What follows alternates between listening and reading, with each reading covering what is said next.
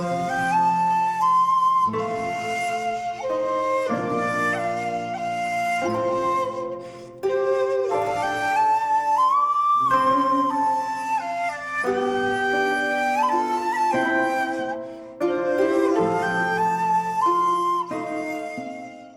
there, this is Solitary Ronin from Solitary Ronin Films, and welcome to another random review. Today's random review is from 2007. It's Takeshi Kitano's Glory to the Filmmaker. And this is another film by Kitano that I hadn't seen before. I'm now down to just one Kitano film that I haven't seen before, and that's Ryozu and the Seven Henchmen from 2015. This is the middle part of his kind of autobiographical, to some extent, trilogy, which started with Takeshi's and finished with Achilles and the Tortoise. And for me, as far as quality, this is the one in the middle between. I think it's better than Takeshi's, but not quite as good as Achilles and the Tortoise, which I recently did a random review of a few weeks ago. This is kind of similar as far as the episodic nature of it to Getting Any, his earlier zany comedy film, which again is probably better than this one. This isn't a doorway film or a gateway film to Kitano, because if you've never seen a Kitano film and you watch this, you might be a little bit confused. Even if you're a huge Kitano fan, you might be a little bit confused. It starts in a doctor's office as this kind of paper mache / wooden effigy of Kitano is having an MRI and x-rays and brain scans done on it. And at the end, the doctor is asking the effigy questions and finishes by saying, maybe the next time the real Kitano could actually come for the tests. So already we know this is going to be a little bit strange. It's a film about a struggling filmmaker, Kitano, desperately trying to find a project that is original. It stars just about everybody who's ever been in a Kitano film, from Susumu Terajima to Ren Oshugi to Kyoko Kishimoto, who was the wife in Hanabai.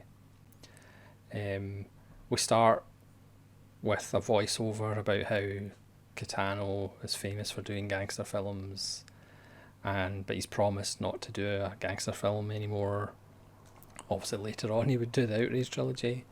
This is Kitano making fun of himself. So we open with a scene that could be perhaps from one of his gangster films. It's not actually. It's a brand new scene with Susumu Terajima, who's always wonderful and is so underrated.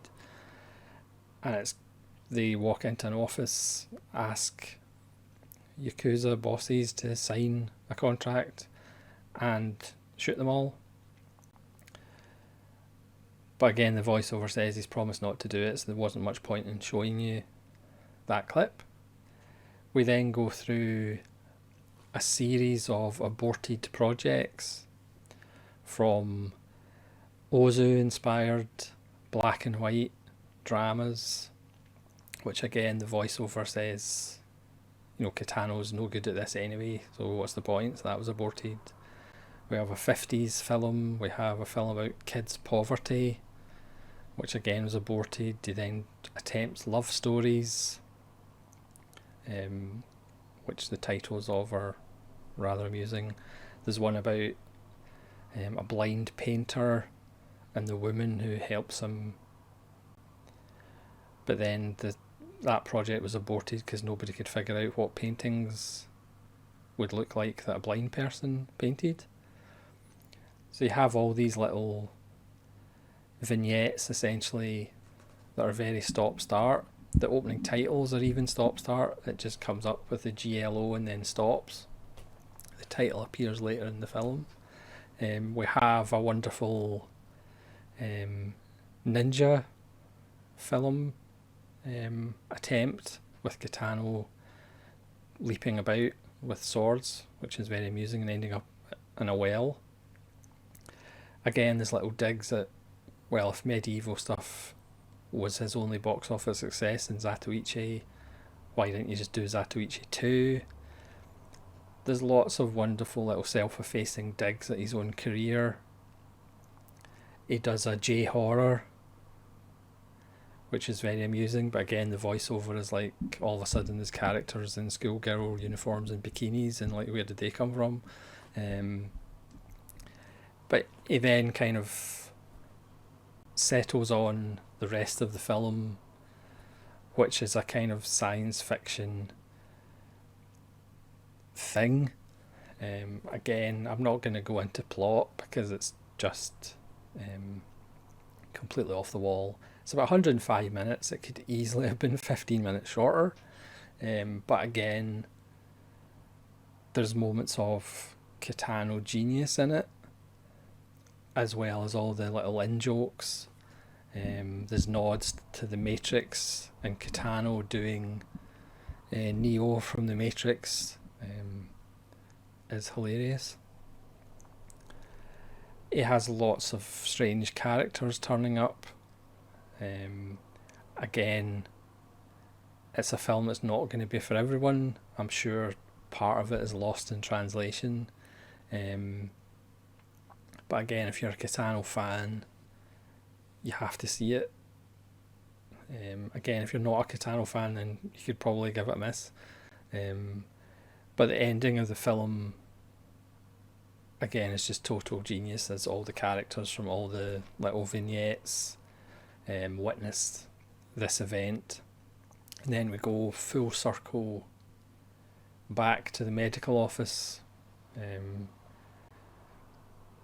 where Kitano kind of gets the diagnosis from the doctor himself. Has a fantastic last line, which I'm obviously not going to spoil. But it's just such a... I mean, again, when he gets to this point in his career, you could argue he is kind of struggling for inspiration.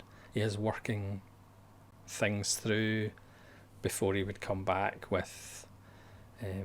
well, Achilles and the Tortoise was more about the artistic process, the pressures of the artistic process. Again, in this, the voiceover is still going on about what's popular. CGI is popular, so do this, or science fiction's popular, do this. So he's still kind of battling with, do you go your own artistic path, or do you just do things that are popular and will sell? And again, as is pointed out in the film, he's only ever had one film that was box office.